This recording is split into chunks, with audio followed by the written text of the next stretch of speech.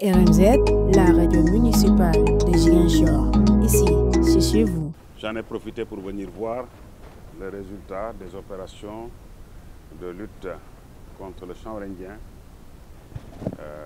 menées cette année en deux phases par les armées, la gendarmerie et les douanes.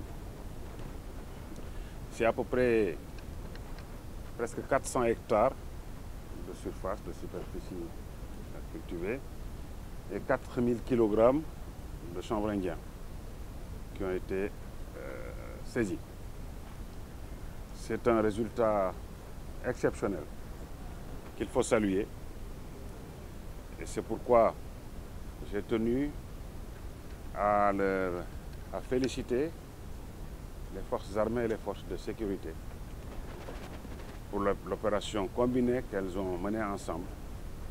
Je répète, les armées, la gendarmerie et la douane, afin, je ne dirais pas de venir à bout de ce phénomène, mais en tout cas de porter un coup décisif à ce phénomène particulièrement nuisible à notre pays.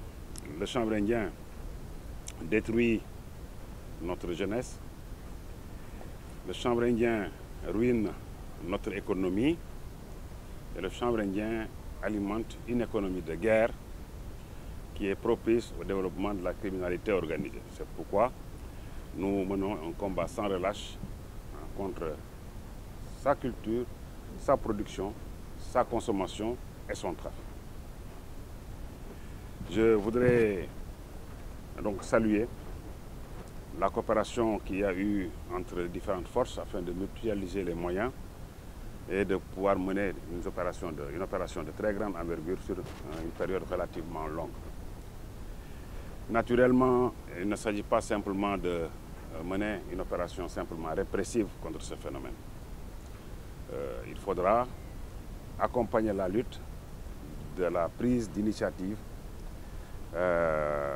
généreuses pour désenclaver les îles Caroline, pour que les gens puissent y aller et venir avec beaucoup plus de facilité, pour y développer les activités économiques alternatives.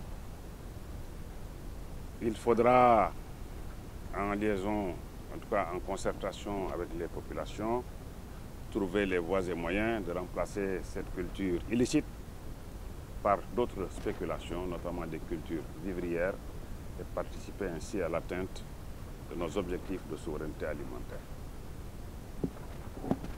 Sur ce terrain, nous comptons sur vous, notamment la presse, pour sensibiliser les populations sur les méfaits de la drogue.